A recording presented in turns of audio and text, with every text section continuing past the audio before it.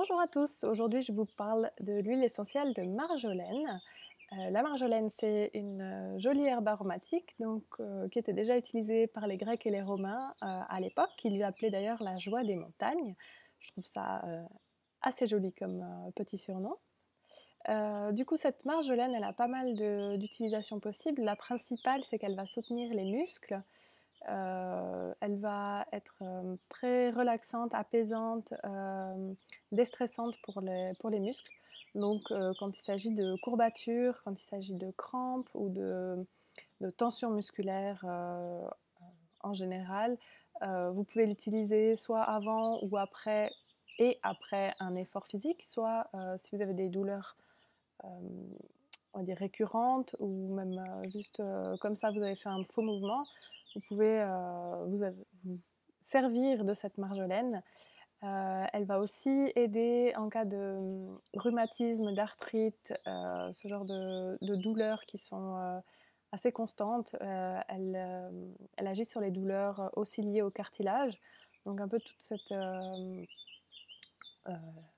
comment dire ce panel de douleurs qui peuvent être soulagées par la marjolaine. Ses effets aussi au niveau digestif, donc elle peut aider en cas de colique ou de constipation. Et puis elle a un effet vasodilatateur pour les artères et donc elle va aussi influencer la pression artérielle. Au-delà de ça, elle a des petites propriétés qui sont assez amusantes, donc je voulais les partager avec vous pour que vous puissiez en rire aussi.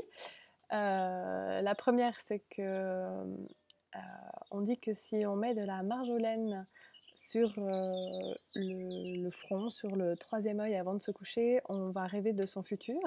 Donc à tester, je n'ai pas encore fait, mais ça ne saurait tarder. Et puis, on dit aussi que cette marjolaine qui détend, apaise, relaxe, etc., elle, est, elle a été utilisée pour les personnes qui faisaient vœu de célibat, donc les prêtres par exemple, pour justement supprimer les envies et la libido. Donc, voilà. Vous êtes prévenus, vous savez quand l'utiliser et quand ne pas l'utiliser. N'hésitez pas à me dire si vous l'avez utilisé, ce que vous en pensez, si vous avez d'autres façons aussi de vous en servir. On peut évidemment cuisiner avec. Comme toutes les huiles essentielles, quand on cuisine avec, il faut faire très très attention au dosage.